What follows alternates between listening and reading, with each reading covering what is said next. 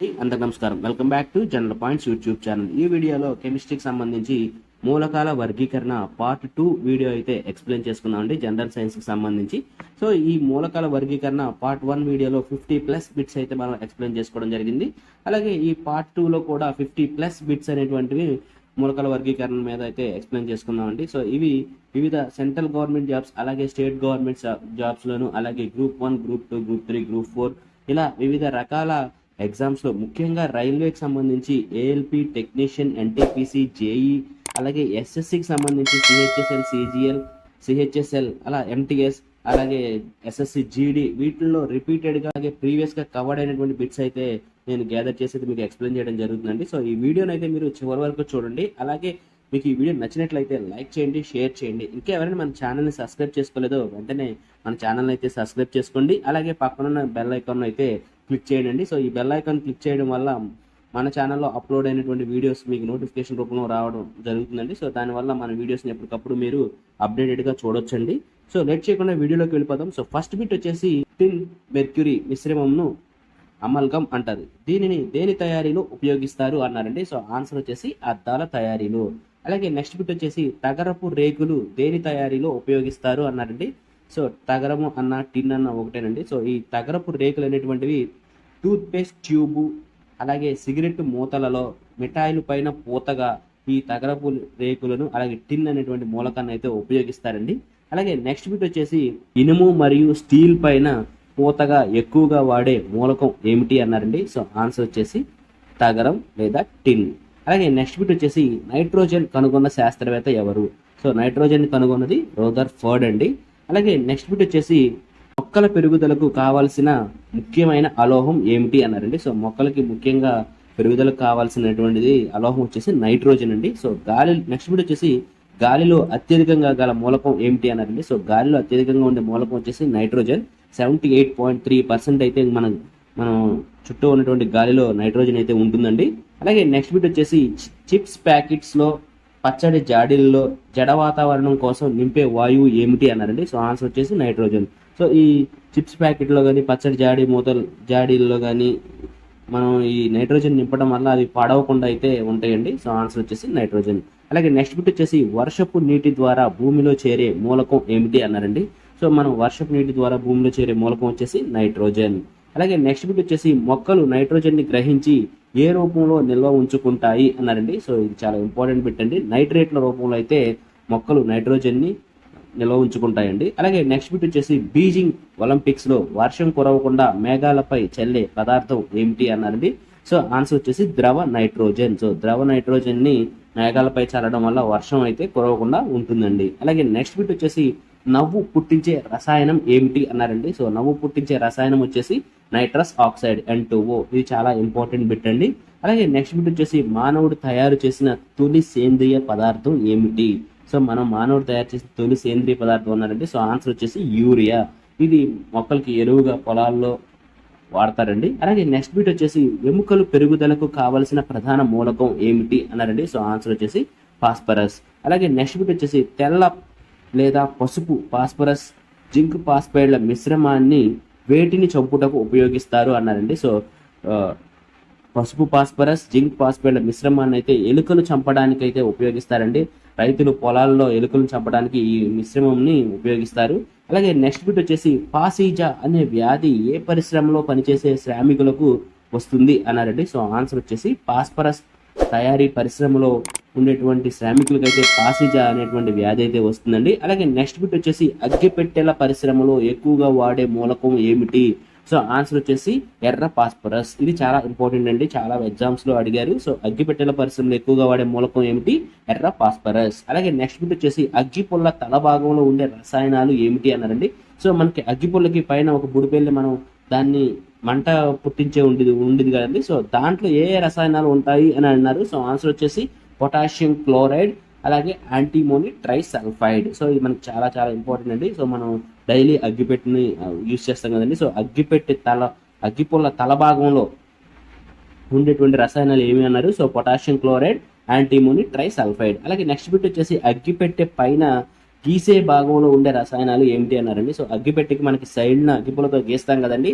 So ఆ సైడ్న ఒక పూత పూసి ఉంటుంది, దాంట్లో ఏ రసాయనాలు ఉంటాయి అని అడిగారండి. సో ఆన్సర్ వచ్చేసి ఎర్ర ఫాస్ఫరస్, యాంటీమోని సల్ఫైడ్, గాజుల ముక్కల పొడి. సో ఈ 3 మిశ్రమం అయితే ఆ అగ్గిపెట్టె యొక్క సైడ్లో అయితే ఉంటుందండి. సో ఎర్ర ఫాస్ఫరస్, యాంటీమోని సల్ఫైడ్, గాజుల ముక్కల పొడి. అలాగే నెక్స్ట్ బిట్ వచ్చేసి పాము కరిచినప్పుడు శరీరంలోకి వెళ్ళే మూలకం ఏమిటి అన్నారండి. సో మనం పాము కరిచినప్పుడు మన శరీరంలోకి వెళ్ళేది ఆర్సెనిక్. సో ఆన్సర్ వచ్చేసి ఆర్సెనిక్. అలాగే నెక్స్ట్ బిట్ వచ్చేసి ఆక్సిజన్ ను కనుగొన్న శాస్త్రవేత్తలు ఎవరు? సో మనకి ఆక్సిజన్ ని ఎవరు కనుగొన్నారు అని అడిగారండి. సో ఆన్సర్ వచ్చేసి KW షీలే ప్రిస్టీ. సో వీళ్ళిద్దరు అయితే మనకి ఆక్సిజన్ అయితే కనుగొన్నారండి. అలాగే నెక్స్ట్ బిట్ వచ్చేసి ఆక్సిజన్ అనే పేరు పెట్టిన శాస్త్రవేత్త ఎవరు అని అడిగారండి. సో ఆన్సర్ వచ్చేసి లేవోయిజర్. సో ఇక్కడ ఆక్సిజన్ అనే పేరు పెట్టిన శాస్త్రవేత్త ఎవరు అని అడిగారు. సో ఆన్సర్ వచ్చేసి లేవోయిజర్.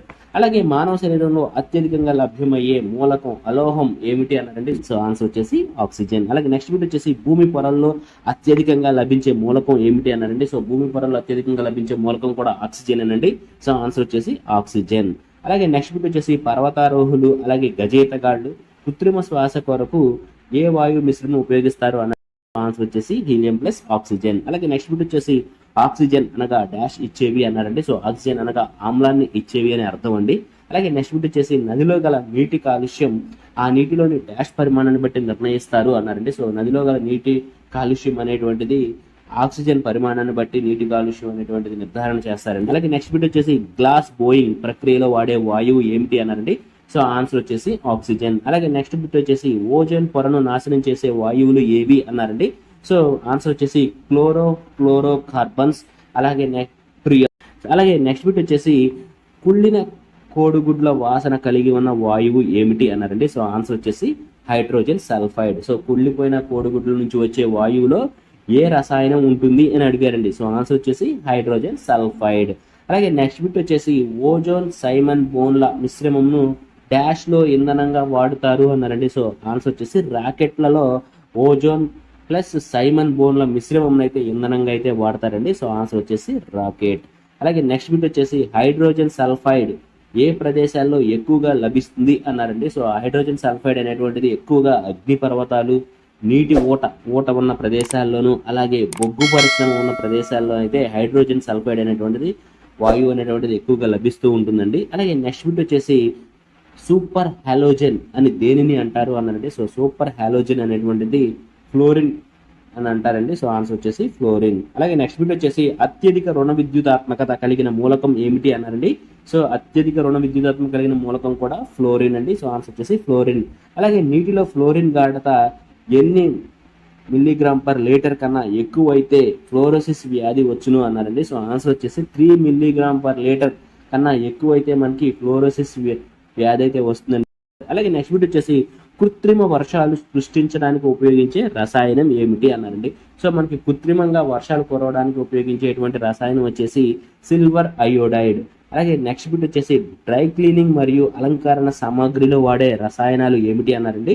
సో ఆన్సర్ వచ్చేసి పొటాషియం అయోడైడ్. సో మనకి డ్రై క్లీనింగ్ అలాగే అలంకరణ సామాగ్రిలో వాడే రసాయనాలు పొటాషియం అయోడైడ్. అలాగే నెక్స్ట్ బిట్ వచ్చేసి ఏ మూలకం లోపం వలన గైటర్ వ్యాధి అలాగే చిన్నపిల్లల్లో బుద్ధి మాంద్యం ఏర్పడుతుంది అని అన్నారండి. సో ఆన్సర్ వచ్చేసి అయోడిన్ లోపం వల్ల అయితే మనకి గైటర్ వ్యాధి అలాగే చిన్నపిల్లల్లో బుద్ధిమాంద్యం అనేటువంటిది ఏర్పడుతుందండి.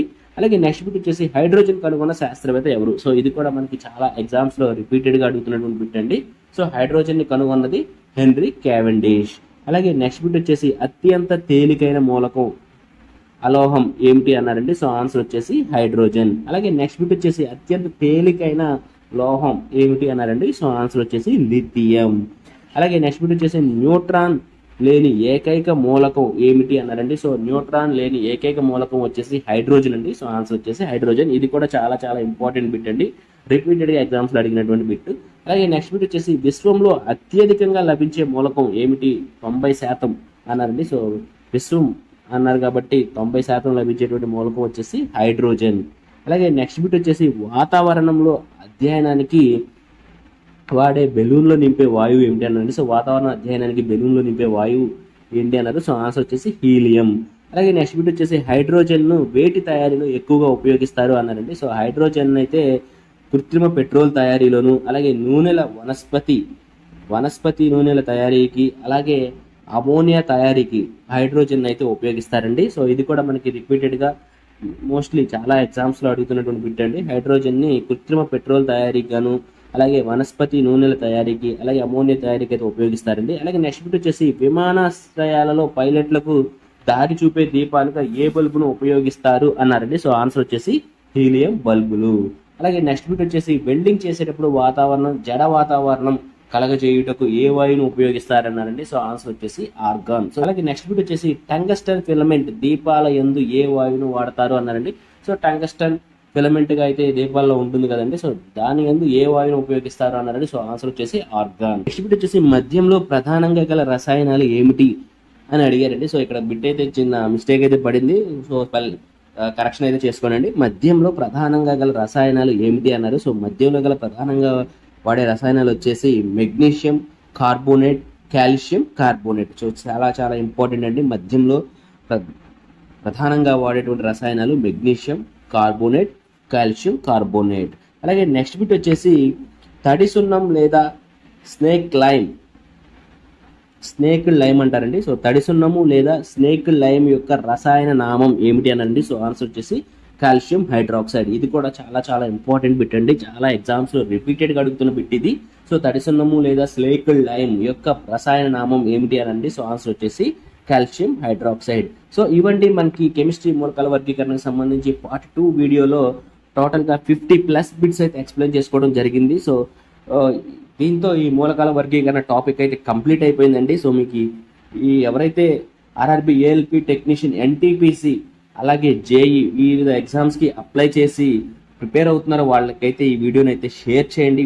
వాళ్ళకి ఈ బిట్స్ అనేటువంటివి రివిజన్ పర్పస్లో అయితే ఉపయోగపడతాయి. అలాగే ఎవరైనా కొత్తగా ప్రిపరేషన్ స్టార్ట్ చేసిన వాళ్ళకైతే బిట్స్ అనేటువంటి ఈజీగా నేర్చుకోవడానికి అయితే అవకాశం ఉంటుందండి. సో మీకు ఈ వీడియో నచ్చినట్లయితే లైక్ చేయండి, షేర్ చేయండి, కమెంట్ చేయండి. ఇంకా ఎవరైనా మన ఛానల్ని సబ్స్క్రైబ్ చేసుకోకపోతే వెంటనే సబ్స్క్రైబ్ చేసుకోండి. అలాగే పక్కన ఉన్న బెల్ ఐకాన్ అయితే క్లిక్ చేయండి. మన ఛానల్లో చేసేటువంటి వీడియోస్ అనేటువంటివి నోటిఫికేషన్స్ బార్లో అయితే ఆ బెల్ ఐకాన్ క్లిక్ చేయడం ద్వారా అయితే వస్తాయండి. So thank you. జై హింద్.